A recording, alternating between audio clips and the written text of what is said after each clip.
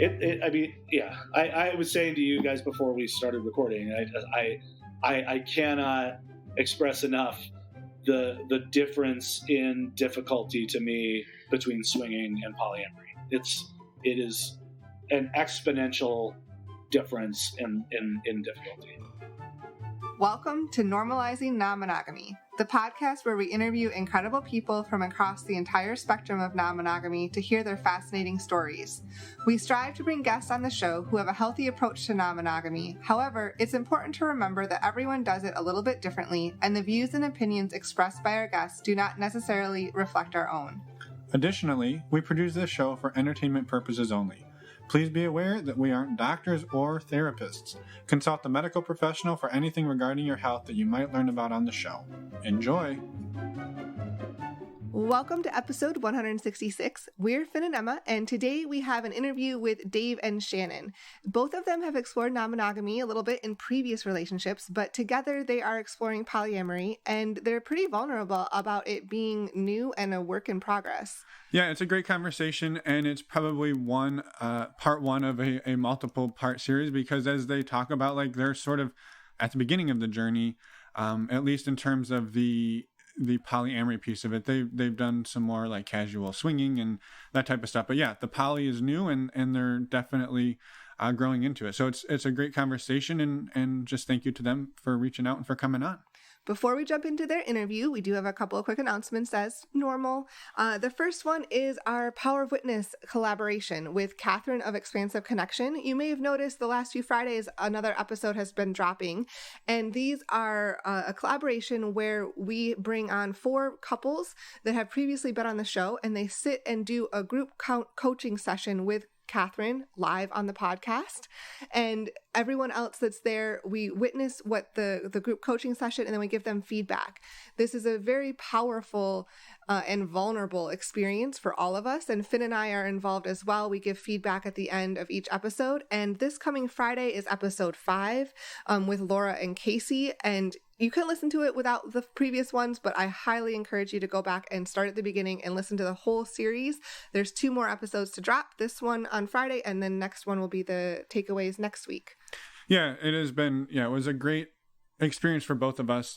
It impacted us and our relationship pretty drastically that we didn't even expect. And Definitely. We didn't even really go through the full thing. We were just kind of there, being a part of it on the periphery. So definitely check it out. And if you have been listening to it, let us know what you think. We'd love to hear some feedback. You can send us a message over at normalizingnonmonogamy.com on the contact us page. Again, we'd love to hear what you think. And just a quick reminder too, Catherine is running additional Power of Witness group coaching sessions this spring, so you can go that are not part of our show. You don't have to come on our show and do this publicly for it. Exactly. You can be involved and be a part of her group without being on our show. But go to our website, follow the links to go find out more information and sign up for that.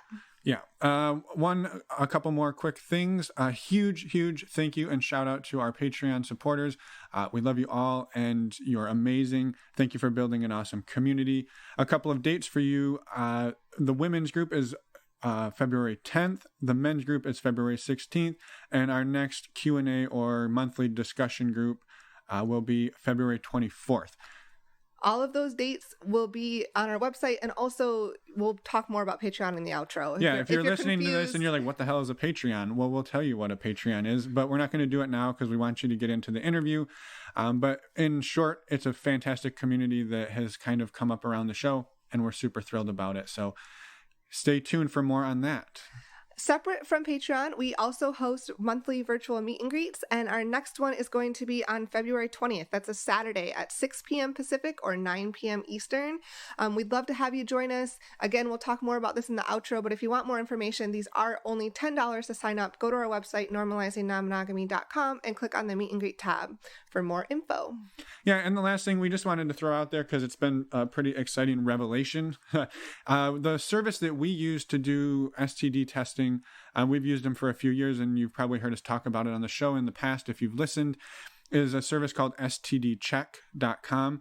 And there are links in the show notes and links in the podcast player to get over there and save $10 off of that. But the exciting news about that is they dropped their price from $199 to $139 for a 10-panel test, which is super, super affordable. And with our discount code, it will be $129 instead of $139. So this is a service we use. We love it. It's really discreet and easy. You basically sign up online. You go into one of the national labs like LabCorp or Quest.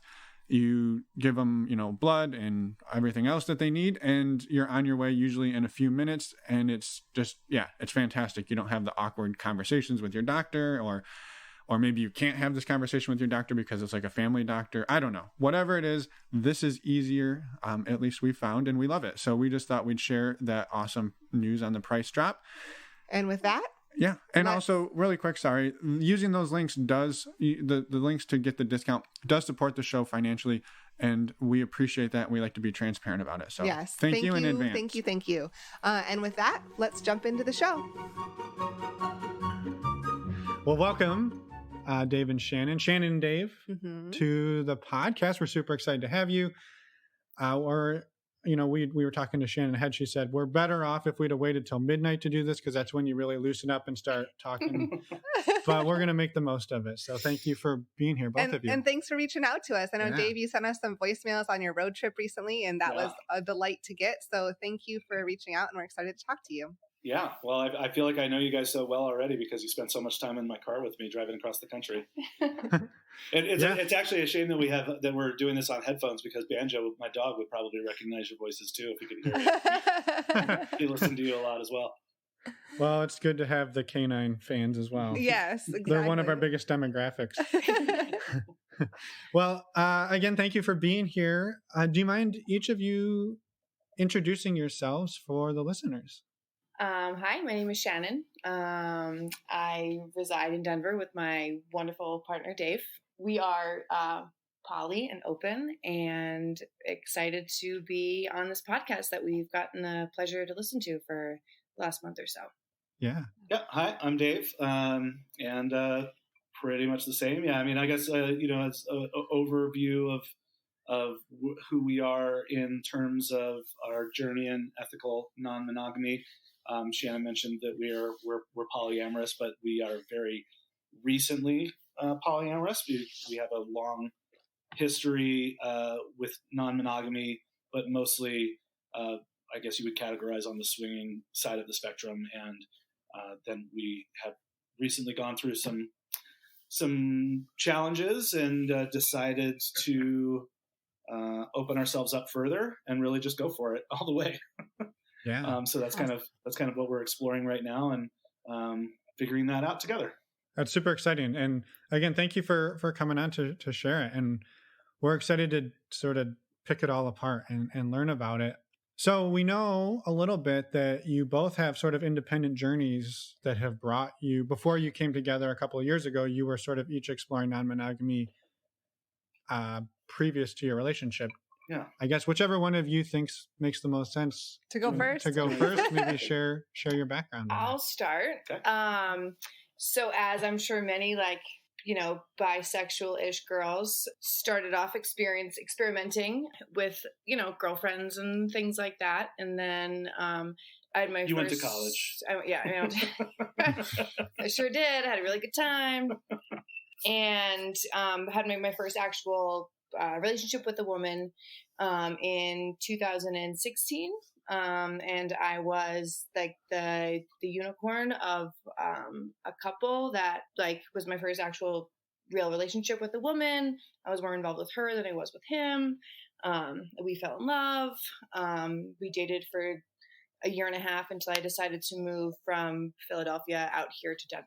And it was a kind of happenstance meeting. This could be very long-winded, and you might need to edit it because this is kind of going to be diarrhea of the mouth, and you're not going to believe the story.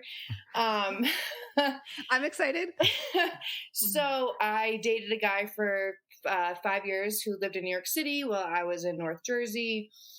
He was a shithole of a boyfriend. I found out right after we broke up that his best friend from college was dating this woman, and her and I had met. And so it was like our boyfriends were best friends, and this girl was never very nice to me. And I was like, why doesn't this girl like me? Like, our boyfriends are best friends. Like, they went to college together. Everything should be copacetic and great. And after I break up with him, like 2 weeks later, I go to their house to hang out, and she tells me that like 3 years ago, before her and her current boyfriend got together, that her and my boyfriend hooked up for a whole entire weekend while they were out here in actually Denver seeing fish together. And she was never nice to me because she was like, I'm holding this huge secret from this girl. And so the night that she tells me this, I'm at her house with her now husband. And she tells me this, and I was like, my first reaction was like, oh, like he's an asshole. We should all fuck. Just like to get revenge. Yeah, revenge. Nice. That's the best kind of threesome. And is it? I've never had a revenge threesome. I feel like I'm missing out now. Wow. And now, really quick, this was after college, right? This was after you moved out of Philadelphia. I'm sorry. So I went to college from 2004 till 2010. As I said, I had a really good time in college. It took me a couple of years extra to graduate. And then I was living in Philly, pursuing a second career. And this was in 2016. So I graduated from college in 2010. Okay. And you had then dated that guy for the 5 years and then broke up with him and then met this couple. And that's where I had met the couple, like, previously. I met the guy. Yeah. Yeah. And then, so I was like, oh, we should all hook up. And that was like the beginning of our relationship. They ended up getting married. There was 4 people at the wedding, them 2, me, and the photographer. I picked out him and I went shopping. I got her all ready. It was like a very like throuple-y kind of situation. And then we broke up because I moved out to Denver. So you've had sort of 2 throuple experiences, one in college and then one post-college. Well, in college it was more not like throuple, but in college it was more just like making out with my girlfriends. Yeah, I think she was just talking about college was when she started experimenting with women. Yeah. I gotcha. So my first throuple experience was with this couple. The revenge throuple.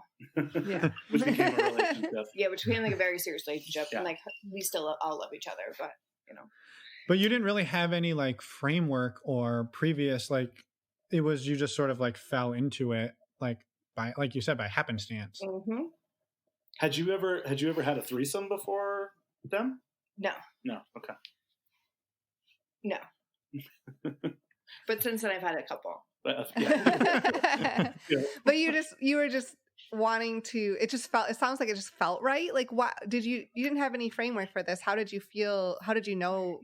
So I'd always kind of had a crush on the gentleman, and his wife is pretty hot. So I don't know. It just felt natural. It felt right. She had never been with a girl before. I am 7 years younger than they are. Not like that matters, but I kind of felt like taking the lead. Yeah. I think what's really cool about that story though is it lasted, it sounded like a number of years before and then you moved out here. So like by all measures, like, and you said you still love each other, like it was a success. Like your first go at it, like had a great time. It worked out really well. And it just sort of parted ways because of, geography. Yes, I would say it was successful. Yeah. Yeah. That's awesome. And then you moved to Denver. Mm-hmm. And then was pretty hetero, like just dated shithole dudes. I know how to pick them. No. Her ex-boyfriends are all terrible. Dave, it gives me a ton of confidence because whenever I meet one of her ex-boyfriends, I'm always like, wow, you really upgraded. You really upgraded with me. It did. I was going to say, well, yeah, go ahead. No, what were you going to say?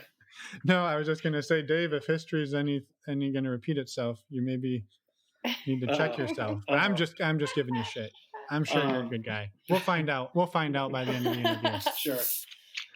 All right. So then, should I go? So that was my first like open experience. Mm-hmm. Yeah. So you dated a bunch of guys when you moved to Denver and like kind of dated around, and then you met Dave. So Dave and I met on it's called Jam Cruise. It is a music festival on a boat. And wait. I feel like I should tell my background before we get to. Yeah, don't ruin the ending, Shannon. I'm a little eager. All right, let's hear it, Dave. Okay, so I had a lot of sporadic experiences in my youth. I think the first threesome I had, I was actually a senior in high school, but the first like really notable one that stuck with me was with an older married couple that I knew, and I was probably 20, 22, 23 years old, and traveling around the country, seeing my favorite band, being a nomadic hippie, living that lifestyle, and staying with some friends that I knew through the music scene in Pittsburgh, and they kind of seduced me. They had an open marriage. They were non-monogamous. I think actually, I mean, and we're talking about early 2000s, so kind of ahead of the curve of as much more that we know about non-monogamy now, and as much as more as it's out there now, 15 years later, 18 years later, whatever it is. But they were polyamorous before it was hip to be polyamorous, and kind of seduced me, and had a couple of threesomes with them, a man and a woman. And they were like my earliest role models of how non-monogamy could work and be successful.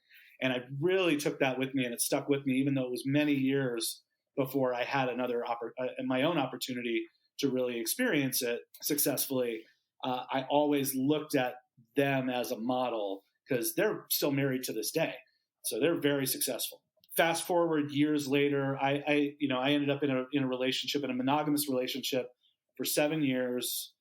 Very early in the relationship, I expressed a couple of times that I had this interest in exploring non-traditional relationship models, and was just pretty much shut down, every time that I brought it up. So I stopped bringing it up, and I kind of spent many years feeling really trapped in this monogamous relationship before I finally got up the guts to end it. Break up the engagement? Yeah, break up the engagement after being engaged for like 4 years without getting married. Just putting it off and putting it off. So after that, I met my ex-wife, and I knew that I knew that the next serious relationship that I got into, I wanted to at least have the option of exploring other things and figuring out what could work. So when I met my ex-wife, she was kind of in the same boat. She had been married previously. She had a daughter from that previous marriage. She was bisexual, and she'd had a lot of bisexual and threesome experiences when she was younger, before she met her ex-husband. And then in that relationship, she was not allowed to explore that at all. Her ex-husband was not interested in letting her bring other women to the bedroom, was not interested in letting her explore that at all. So she pushed that down for years in that marriage. So at the time that we met, we were kind of on the same page of like, hey, fuck monogamy. Let's, I really like you. I want to be with you, but like, what can we do that's different? How can we figure out how to make this work in a different way? So from the very beginning, we explored non-monogamy with threesomes and with other people, eventually moving on to other couples. So we were together 3.5 years, and we had a lot of experiences together, but always together. The marriage ended not having anything to do with our exploration or our non-monogamy, but she was bipolar and an alcoholic, and I didn't realize the depth of her alcoholism when we got together. And it, after we were married, it became apparent, and things really, fell apart. So then after that, after my divorce, not too long after my divorce, was when Shannon and I met. Jam Cruise. Yes. Do you guys know about Jam Cruise? Have you ever heard of it? We do now. And do you want to talk about it? It's the coolest thing in the world. I'll talk to anybody about it all day long. It's the best party in the world. Maybe I don't know, from what I've heard from you guys, I don't know, maybe with the exception of Desire. I was going to say, yeah, that's a tall order, but It sounds like a hell of a party, and thank you both for sharing, the background and opening up about that. It's wonderful to hear that you both have actually had pretty successful non-monogamous sort of foundations laid, which is exciting. Yeah. So then we met under interesting circumstances because we met on Jam Cruise. I was probably 6 months out from my marriage failing. In fact, going on Jam Cruise, I had a cabin booked for my wife and I, and then divorced, started dating, and I kind of had this in mind the whole time that I was dating. Right after my divorce, that I needed to meet somebody to take on these trips that I had planned, that I had all these spaces, because there were multiple trips. I actually went straight to Jamaica from Jam Cruise to see another band, and I had spots there for my ex-wife. So I met this woman. Where'd you meet her? Well, I mean, we have like the internet. Well, we have. Just kidding. We've met plenty of people. I know. No, I just. I mean, technically, so we have like 100. He was fishing to find a chick to take. No, we have like 100 common friends. So I've seen this girl on Facebook for a long time through our mutual friends, and I reached out. So yes, technically, I met her through the internet because I reached out to her on Facebook and asked her out. But at the time, I think it was. I thought that it was the best situation for me because I had just gotten out of a marriage, and I thought that a long distance relationship would take the pressure off because it couldn't, by definition, it just couldn't get too serious. So I was dating her, and I took her on Jam Cruise, and we met Shannon, and we all hooked up on Jam Cruise. And that was like a really, go ahead. I'm just going to pause here. Can you explain Jam Cruise for those people who don't know? The Cliff Notes version, Shannon. I know you're excited. So Jam Cruise is a music festival on a boat where there's probably 25 bands that play on a cruise ship, and they each have like their own headlining spot or whatever, different schedule. But then there's like super jams and late night jams, and all the musicians that are on the boat are staying on the boat. So everybody plays together and hangs out together. And it's not a cheap thing. So like everybody that's on the boat is kind of like established, if you will. It's like if you've been to a music festival, you see all like the gross hippies, like people that are passed out in the middle of the day. You don't get rookie partiers on Jam Cruise. Everybody knows what they're doing. They're professionals. But so this particular year, so I've been for this past year was my 4th time. This was Dave's 11th time. But my good friends who I met on my first Jam Cruise actually planned their wedding, and they, as a thank you for planning their wedding, they brought me on Jam Cruise the year that we met. And so I'm in line with my 2 good friends, and they are like, "Oh, this is our realtor." Like Dave had just sold them a house. And I was like, "Oh, who's this dude with this hot pink hair?" It's like literally, it's hot pink. I had dyed my hair hot pink because it was because there's different theme nights on Jam Cruise, and one of the nights is like a color night, and it was pink this year, and his hair was hot pink, and I was like, "Who is this fool?" But my best friends were introducing me, so maybe I should give him the time of day. And that's when him and I met in line on the way onto the boat. Him with his hot pink hair. It was like shaved in on the sides. It was so bad. So bad. Yeah. She acts like she was like, "Oh, maybe I should give this guy a chance." Meanwhile, later that night, she like searches me out, comes up to me on the pool deck, and just and starts telling me about her Brazilian that she had just gotten before the trip. And I'm like, "Oh, this girl is into it." She likes to say, "Oh yeah, I was introduced to Dave," and I was like, "Who the hell is this crazy weirdo with hot pink hair?" But then literally several hours later, she came up to me on the pool deck. I didn't even remember her. She had to remind me, "Yeah, don't you remember I was bothering you to give me a pin that you had made?" And hang on. So on Jam Cruise, people make like memorabilia. So it's like, oh, there's different theme nights, and he was giving out pins to my friends, and he gave me a sticker, which clearly is like way less expensive. And that's a slap in the face. For real.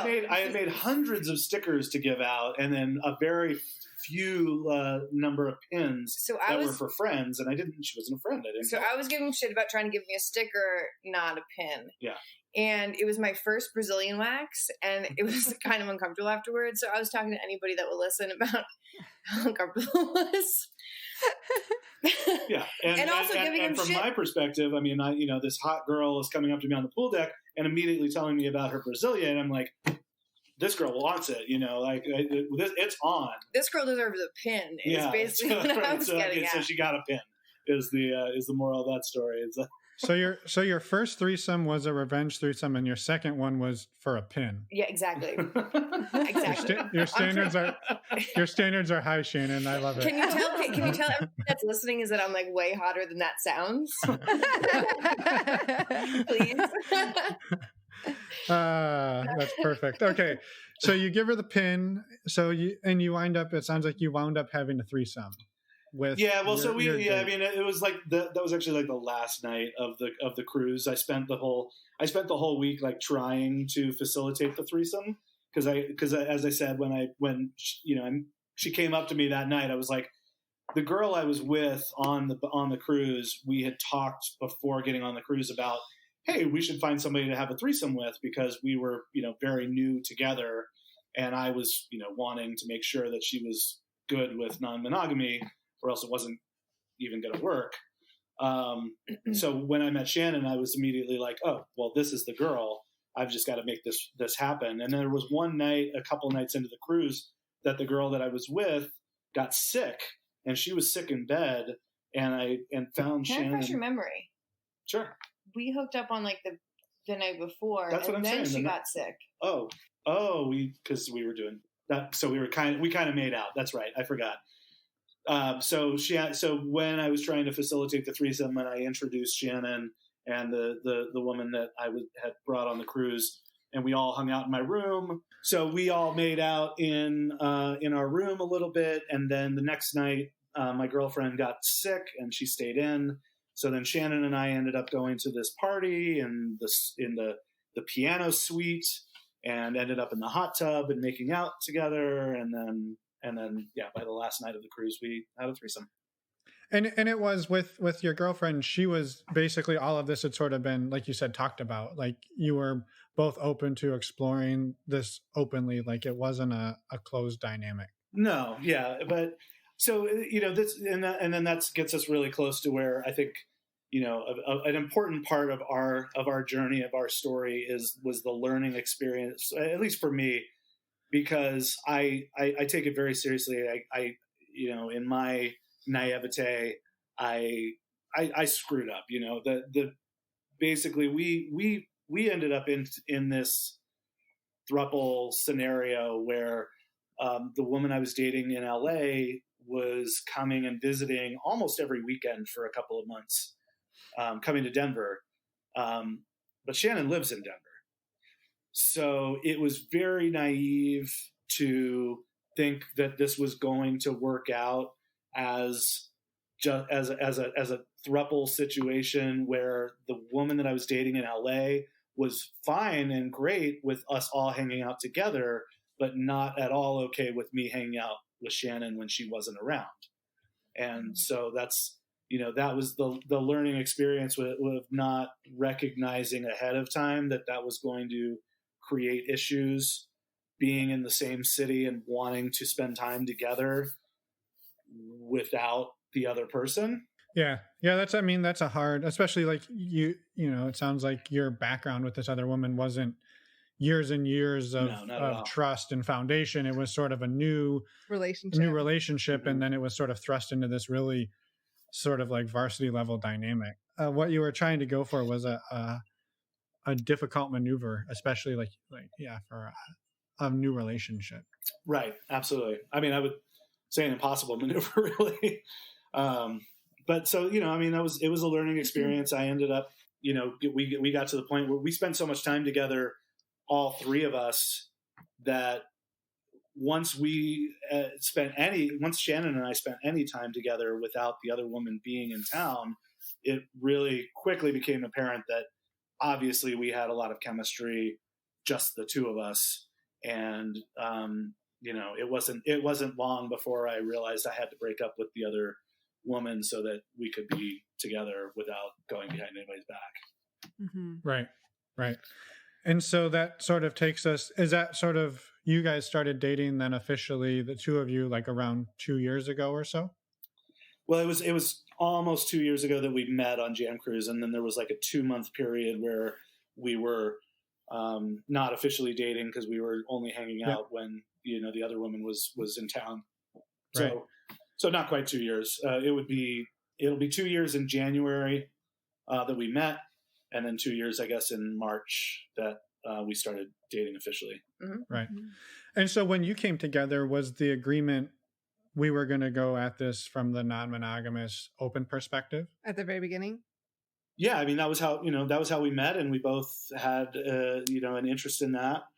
We both didn't really, it was fun for us, obviously, that we met under the circumstances of having fun in group scenarios with other people. So it was a very smooth transition. There was not really a question of being monogamous, I don't think, ever with us.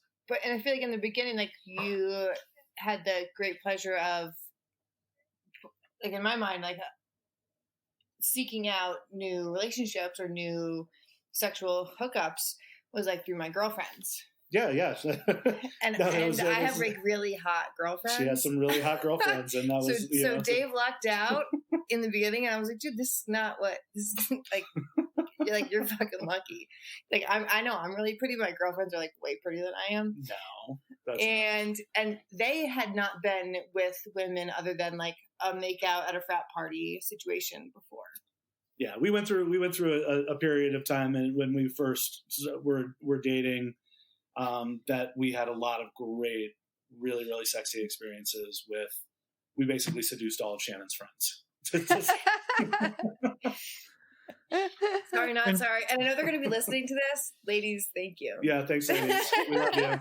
And I was just curious. Yeah, that's what I was going to ask. Like, yes, absolutely. As we should. So, and I always, and I don't find it surprising that we are, because, I mean, that wasn't, because we did the same thing, my ex-wife and I, like, we would sleep with a lot of our friends. And to me, that's great. Like, I hear from people a lot that they don't want to do that because what if it screws up the friendship? And to me, mature adult people, like, if everybody's on board, there's no reason why it should screw up the friendship. Like, let's all just be adults about it and have fun together. We're all, it's easier that way when you're already friends with somebody, to me, because you already have a base relationship, that sex is just one more thing when it's introduced, that you can add it or take it away, and it doesn't, and that's where we're at. We've taken it away. We don't have sex with any of these friends anymore. But when I hang out with them without him, he's like, "Did you fuck last night?" I'm like, "No, I didn't. I swear." I mean, I tried, but didn't. But no, we had a lot of great nights, and we had a lot of fun, and we moved past that with those people, but we're still friends with them, and and I think that's the way that it should be. So where did it go from there? So then from there, we have this dynamic where about every 6 months, Shannon kind of freaks out and breaks up with me. So this, I need to preface this with an underlying of, the reason I moved to Colorado is because I was living back east and I'm applying to master's and doctorate programs. And I was living in Philadelphia and applied to 6 programs and didn't get into any of them. So I moved to Colorado because my lease was up and I wanted to explore new situations, but my plan was still to go back east, to go back and pursue further education. So that is like an underlying thing. So sure.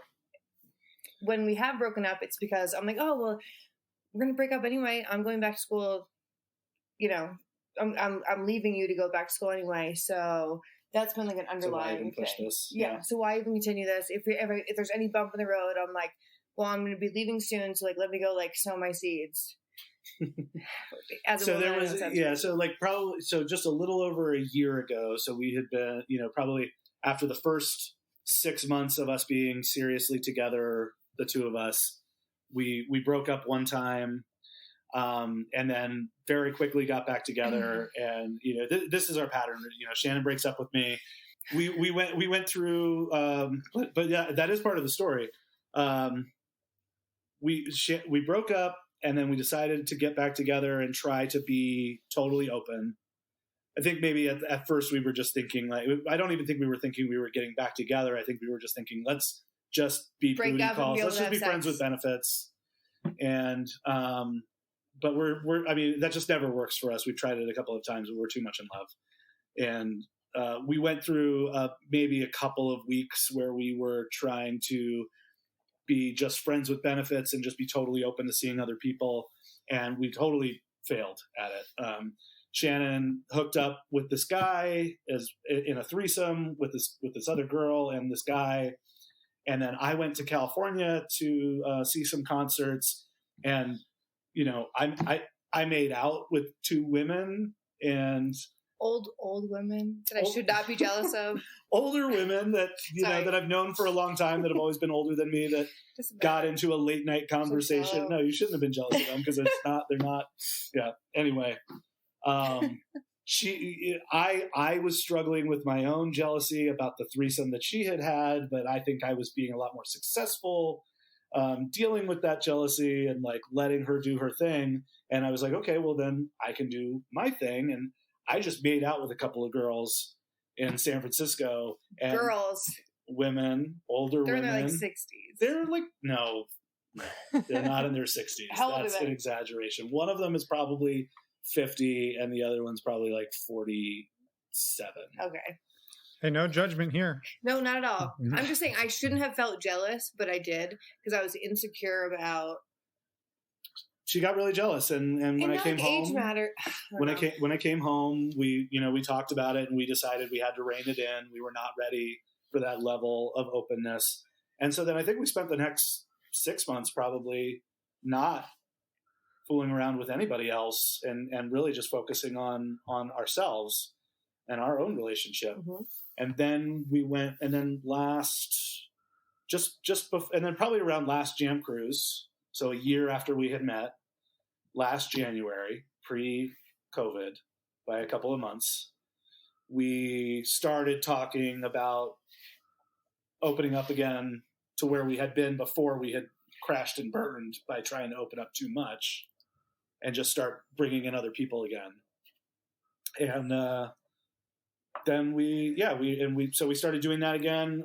Instead of just, we started to branch out to other couples, which was something that I don't think Shannon really had experience with, as being a part of a couple and switching full swap with another couple. Mm-hmm. And we had, we met some great people. We had some great times doing that. And it was really kind of like, okay, great, we're back, and we're back at a new level. We're doing things we haven't done together before. We're being very successful. This is great. And then COVID hit, and, we had to quit all that again. Mm-hmm. And then we went through another 6 months where we were. So, and then back to like me thinking I was going back to school, mm-hmm. and moving back east. So my lease was up in April, and I moved in here in April into Dave's 1-bedroom condo. He was living in a 5-bedroom house before.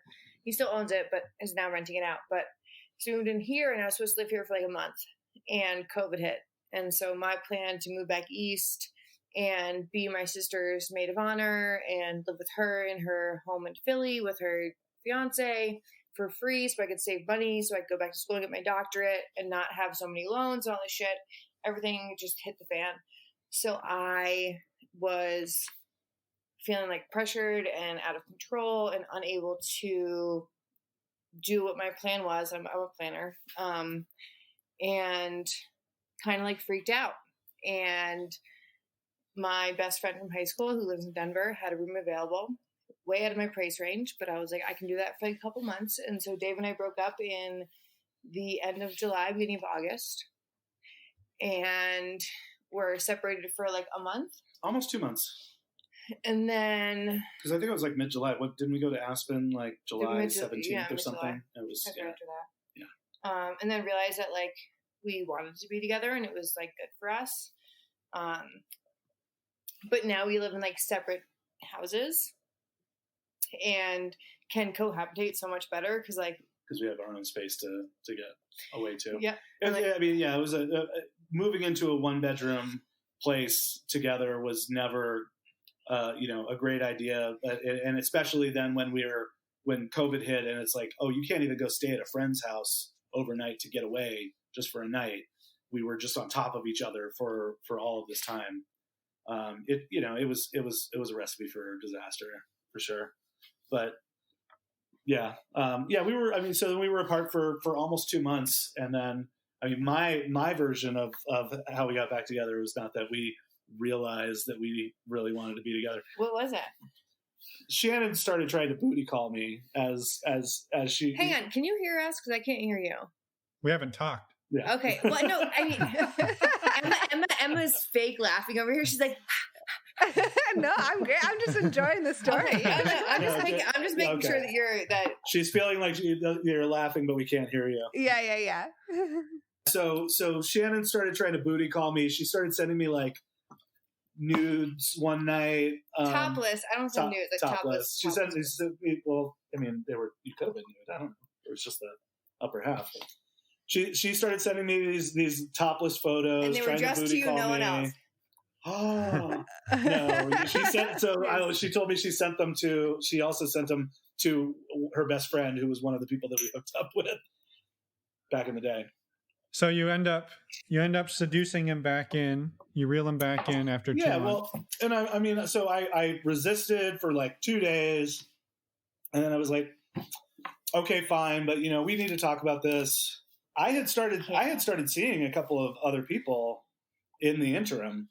I don't like to be alone. That's a problem that I have. I understand that, it's not a good thing. It's something I need to work on in myself because I have a really hard time being alone.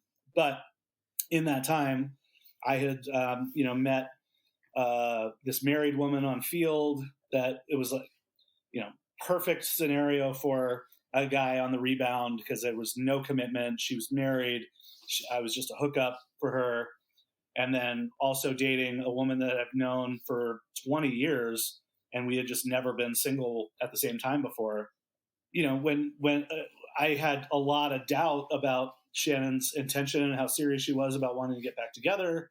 So I was like, if we're going to be hanging out again together, we need, to be different than we were before, because I'm not feeling secure enough in this relationship to give up the other people that I'm seeing. And on her side, I think that she was feeling like, well, a big part of my fear and why I keep breaking up with you is because of the commitment and not being able to do other things or see other people. So that made us decide to, okay, well, let's try this again. We had tried it like a year ago, to be totally open, to be not just swingers and not just having group sex with people, but let's be able to date on our own. So that's what we're really, trying to do now. And we're reading books and we're working through each situation as it comes up, and it is hard. Mm-hmm.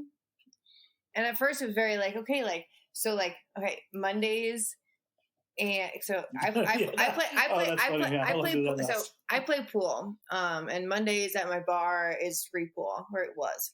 So I was okay. So Mondays I get to go do whatever I want. Also Sundays, because I like to watch football, and he's a 49ers fan. That's for the birds. So I was trying to schedule my free days around my, hobbies.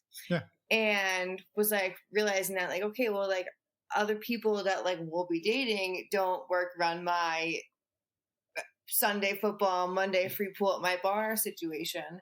And was oh wow, this is an adult kind of situation where we have to talk about things and work things out. But I feel like it was kind of working. Yeah. And I was putting up a lot. I had, kind of forgotten about that until she started to say it, because this was just 2 months ago, that I was being very adamant of listen, we're not going to spend more than 3 nights a week together. If we're trying to do this, I'm only letting you back in so much, and I've got to keep you at arm's length. the rest of the time, like no more than 3 nights a week. But we're like, we're hanging out. I'd come over and he would make me like come pick up the parking pass. I'm like, dude, I know I'm the only bitch who uses this parking pass. You weren't at that time though. I had to have that parking pass for my married girl, and like, she could have parked on the street. But it was one of those things where I was getting upset that I was like, you're gonna make me have like come into your house or like. So this was back in August-ish that you September. got back, September that you got back together. Yeah. And so just out of curiosity, do you, at this point, are you sort of viewing this as a non-hierarchical kind of thing, or are you sort of viewing it as Shannon and Daev are primary partners who then have the freedom to date other people? Yeah, that. But I think that we have a lot to learn about that, because I think, the more that I learn, I understand why people are relationship anarchists, right? I understand what some of the issues. So yes, a lot of people, a lot of polyamorous people preach that having a relationship hierarchy doesn't work, right? They are relationship anarchists. That's kind of the opposite view in polyamory. Okay, I get that. And we definitely have a hierarchy. We definitely see each other as each other's primary partners. But I can, as we learn more about this and experience it more, I can definitely see how that could be difficult for some of the people that you date, right? Like sometimes, it's got to be hard to present to someone. It's hard to present to someone like, hey, I really like you and I'd like to see you and I'd like you to be a part of my life and have a relationship with you, but you're always going to come second. Third. To what? Me first, banjo? then me first, then you. And no. So I just had a really interesting one of my first separate relationships that Dave has actually never even met this partner of mine. Him and I are friends from our billiards team, and we became very close. And we're like, Dave would always be like, "Oh, did you guys fuck tonight?" I'm like, "No, we just made out. And it was very kind of PG. And I very recently found out that there was a reason for it, and it was he was taken advantage of, and I was not aware. And he has had at a young age, and he has had very few partners, and he is well aware of my situation and our situation, and I just found out like within the last week that of his situation, and was like, why are you willingly signing yourself up to be with someone like me in a relationship that you would be the second, or you're not the primary partner? He was having a lot of issues. He was saying that he was good with the situation and he understood it because Shannon was being totally honest with him and communicating everything to him. And he was, telling her, yeah, no, that's, I'm good with that. I understand. I'm fine with that. But he was exhibiting behavior that was showing that he was definitely not okay with it. He was very much feeling left out and not like he was getting enough attention. And so we just had our first experience of having to, Shannon having to like break up with somebody. And he's like my really good friend. And it was a type of situation I wouldn't even like have gotten involved in with a friend, and was just so shocked of the lack of experience, or not like that matters, but like the fact that there was a reason he wanted to play that role. And it was because there was no like responsibility of having to be like the primary person to provide all of that. And that's what he thought he wanted, but when it came down to it, he really couldn't handle that. Yeah. And it was just kind of crazy because I just dealt with that between yesterday and today of like not like, and it was one of the situations where it's like I'm seeking someone that wants to have the not secondary at all, but like somebody that is also like as busy. And we're so obviously, you guys, we're figuring this out. We are a work in progress. Yeah, no, and thank you both like for the vulnerability on that, because I think it's important to highlight that's that's a really key part of where you're at right now. Absolutely. Yeah. Oh my God. Yeah, you're in the middle of it, and I think there's probably a handful of people listening saying, that's why you don't fuck your friends, right? And I think there's two sides to that coin, right? Like you had the amazing experience, and I'm not saying don't fuck your friends. I'm saying there is that risk of it can be super amazing, and then you can wind up in this situation where if it doesn't work out like you wanted, and like, well, and, I think, and hang on, and this being said, like him and I are friends, but like we are like he was on my pool league team, like billiards. We hung out every Tuesday, right, for 12 weeks for twice a year for 2 years in a row. He's not like my good friend, but I knew him on like kind of like a social aspect, but now it's like the amount of respect I have for him because I only know him in that regard. It's not like he's one of my girlfriends who I've seen through every situation, thick and thin kind of thing. Right. But also, I mean, I think, to your point, Finn, I think that highlights, one of the many, many challenges and differences between polyamory and just being non-monogamous in a purely sexual way, right? Mm-hmm. Right. It's one thing to just fuck your friends when everybody knows that it's just sex, Right. right? That's totally different than starting to date your friends and then having it not work out and having to break up with them, right? Yeah. Mm-hmm. That's you introduce emotion and actual relationships beyond just, hey, we're all just fucking, we're all just having a good time, and now I'm in a relationship, but it's an open relationship. I'm going to date you and hang out with you. It's a totally different level of challenges. Yeah. Yeah, 100%. And I think, like you said, like you guys are right in it right now. You're back together a couple of months, and you've done non-monogamy in various ways, sort of all of the ways almost at this point.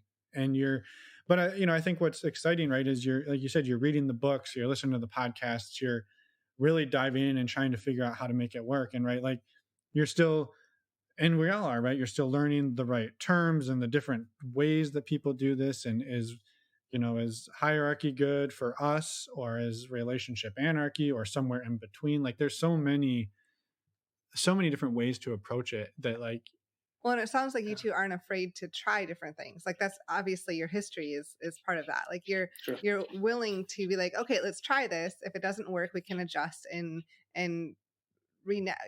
change direction. Yeah. Well, I've always said, going back to my experiences with my ex-wife, that not swinging or non-monogamy, any level of non-monogamy, when friends ask us about it, I always say it's basically just a constant process of trial and error. You know, you're just constantly trying things and figuring out, oh, hey, you know what? Actually, that doesn't work for me. It's a constant process of trial and error, and then communication. Wrong hole? No, I'm just kidding. Sorry. Trial and error, and then communicating about it and figuring out, okay, is that something that we can adjust and make that work better, or is it something that we're just not into at all? Yeah. So I think those are like the two pillars of non-monogamy, is just trial and error and communicate. Yeah. Do you see your relationship going in a certain direction, other than just trying to continue to navigate this, being more on the poly side of things? I mean, I think that for us, a big part of why we are striving to make this work and figure this out is because, like Shannon said, since we met, it has always been hanging over our heads that we have an expiration date. We have a time limit. At some point she's going to move back to the East Coast, and I'm not. I can visit, but I'm not leaving Denver. But you hang on. But you make it sound like I'm going back to the East Coast because like that's where I'm going to end up. No, I'm going back to the East Coast because I am going to. You're going to have to call me next time you guys see me. You're going to have to call me Dr. Shannon. Sorry. And that's why that's the case. And I think that's part of the reason that this has been such like a deal kind of thing, is because we know that we're not going to be residing in the same place for and we love each other very much. I mean, we want to be together, and we want to find a way to make it work. And I wasn't trying to say that we weren't going to be, that there was anything. I was just trying to plug the whole document thing. Got it. But yeah, I mean, just that it's always been hanging over our heads that at some point, if we are going to be together, it's going to have to be long distance. And we're both very sexual people. Obviously, I don't think either of us has any illusions that we could have a long distance relationship and have it be monogamous. That would just never work. So, right. And also group sex is really fun. Well, and that's, yeah, I mean, that's what it's always been about for me. You know, when people ask, I mean, for me, I just like to say, you know, my kink is group sex. That's just what I'm into. That's what I think is more fun than anything else. So, yeah. I feel like we haven't talked about like kinky sex now. I feel like we talked about like all this like not dramatic, but like democratic relationship shit. But that's okay. Sorry. And I don't think people talk too much about the details of their kinky sex on their podcast. I haven't heard too much of that. Oh no, I was talking about ours. I don't care about theirs. No, it's good, and I think. Oh, go ahead. Sorry. No, I'm just half kidding and just like enjoy just making people laugh about. We're a couple tequila shots in. We're starting to loosen up now. You're fine. No, I think it's great, and I think like, and what we were thinking is maybe would be a really good option here is like, because you guys are sort of at the beginning / right in the heat of it, and maybe like getting close to like leaving it there, and we can bring it back, you know, in a year or 2 years and hear like how has it evolved, because I think it sounds like, you know, you've learned a lot even just in the last 2 months, and that in the next few months and year is going to be a lot of growth and learning and experiences that would be really, really exciting to hear about. Absolutely. Yeah. I think I agree. I mean, we've definitely learned a lot in a short amount of time. Mm-hmm. I was saying to you guys before we started recording, I cannot express enough the difference in difficulty to me between swinging and polyamory. It is an exponential difference in difficulty. Yeah. That I've become very, very accustomed to not feeling jealousy in you know, many different situations. But, you know, I mean, like we've said, we both have a good amount of experience in non-monogamous situations, and I have been through a lot where I've become very accustomed to like, oh, it's not a big deal to watch the woman that I love getting fucked by another man. It's not a big deal. You know, it's great. It's fun. It's you know, I love, you know, I'm trying to figure out how to actually introduce it into the vocabulary on a regular basis, but the word compersion, right? It's such, you know, it's so good. Yeah. But I believe in that, you know, that feeling of being happy, watching your partner experiencing pleasure, whether it's from you or from somebody else. But the level of jealousy that comes up when you're just wondering what they're doing, when you're not around to see it and to watch it, or even just be in the next room, it's crazy. It's really difficult. Yeah, for sure. So this weekend, for the first time, we're going to see a couple that we have seen together, but we're going to see separately. So I will get to see the gentleman, and you're going to hang out with his gorgeous wife separately. Yeah. Which shall be interesting. Yeah, we're going to try that, because the last time we hung out with them together, we kind of separated for a little while. We were doing, you know, different room stuff, and I think we both had connections with them individually that made us feel like, and they're beyond us. You know, I feel like we have a lot to learn from them, actually, because they have been this level of open for a while, where they date separately. They date together, like they've been dating us together for a while, but they seem to really have a good handle on dating separately. So we're gonna split up and go on completely separate dates with them and see what we can learn from that. Yeah, that's super exciting, and I think, like, again, we're both like super excited to see where you two take this. We might not even have to wait. Yeah, we don't have to wait a year. Maybe 6 months we'll be able to get an update. So I think, I mean, if you guys are okay, I think we'd love to leave it there as a sort of to be continued, because I think it's really laid the groundwork for what's to come. And I think we're excited, and I imagine people listening are excited to see how it works out and where you go. Yeah, thanks. As am I. I mean, I'm just excited as. It's gonna be interesting no matter what. We're in for it, and we're gonna see you guys at. Are you guys going to Desire next year? Because I told her I decided we're going. Yeah, next year. I don't know. Next year we are assuming there's a vaccine and we're all safe to do stuff like that again. Yeah, we'll have to see. Where everything's a little up in the air. So yeah, I would love to. I mean, it's amazing. It's amazing, but we'll see. We're kind of playing it by ear right now. Yeah. And then maybe Jam Fest 2023 for us. It's called Jam Cruise. Oh, Jam Cruise. Well, I guess it's going to be hard. No, it's totally fine. It's going to be hard for me to find if I don't know the fucking name. I have to say, this was really nice, guys. Thank you so much. As I said, I was nervous, but you guys are like super, like, natural. We're all right. Yeah. You're okay. I think it has a lot to do with the not wearing pants while you interview people. It probably. Yeah, you weren't supposed to see that, so that's. You start off the interview like this, and I'm like, he's either jerking off or. Nope, I'm on a bouncy ball. So, well, thank you. Thank you both. Yeah, for your vulnerability and for opening up and sharing and reaching out. And we're excited to hear where it goes. Yeah, have a great rest of your night. Yeah, you guys Thanks, as well. guys. Nice to meet you. Yeah. And we're back. Thank you so much to Dave and Shannon for reaching out and being so vulnerable with us and just sharing everything you did. We are super excited to get your story out there. Yeah, and to hear how it evolves. Mm-hmm. Yeah, I know. There's so much more coming. As we said at the beginning, we were going to talk a little bit more about Patreon and what that is. So we'll do that really quickly here. And again, just a thank you to everyone maybe who's still listening that is a Patreon member. Your support of the show is so appreciated, and we love you all. But basically what Patreon is it's a platform that allows content creators like podcasters and musicians to get monthly contributions or pledges to support the work that they do.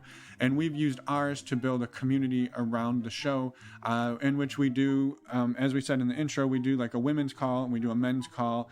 We do monthly discussions where people come together on Zoom and just support each other and help each other through anything that's going on.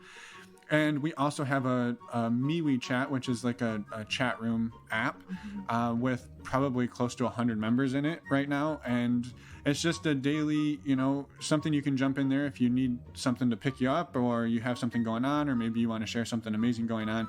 People are always sharing things, helping each other out. This week it's been all about the snowstorm out east. So it's just, it's a fun place to hang out with other people who are open-minded like yourself. So it's just a couple of bucks to join, as cheap as $2. And check it out. If it's not for you, you can always cancel. It doesn't hurt our feelings. But if you're looking for community right now, it's something that we've really found a lot of benefit in this last year and just has meant a lot to us. So thank you. And also wanted to quickly mention that our next virtual meet and greet is in February, and these are separate from our Patreon. This is open to anyone who wants to sign up. It's only $10. And what we do is we get everyone in a big Zoom room. We do a few icebreakers, and then we break into small breakout rooms in Zoom, and you get to have a talking point and get to meet people for a handful of minutes. And then you get back into the big room. We scramble the rooms and you go back out and meet new people. So we've been doing these for a while now, since last May, I think, and they are amazing. They've been growing every month, and we love this time with all of you. So we'd love for you to join us. Check it out. They're really low pressure too. You can share as little or as much as you would like to. So they're not like a sexually charged event. It's a way to get to know people, and people from all across the spectrum of non-monogamy and everything. We have quads, triads, couples, singles, so it's open to everybody. We'd love to see you there. Yes, for more information, go to our website, normalizingnonmonogamy.com. There you can find meet and greet information up at the top. You can also find the button for Patreon. You can contact us, leave us a voicemail, write us an email. We'd love to hear from you. And you can also see podcast show notes for all the episodes. A lot of stuff. It was. Yeah, you were like one of the people at the end of a car commercial. I know, just ticking through disclaimers. ticking through. Next week, well, let me pause and say, take a breath. This Friday we have a drop for Power of Witness, which I mentioned in the intro, so be on the lookout for that. And then next week we have our normal scheduled interview with Anna and Groot. Yeah, another amazing discussion, as you would expect, as we expect, and we will see you in a week. Bye everyone, thanks for listening.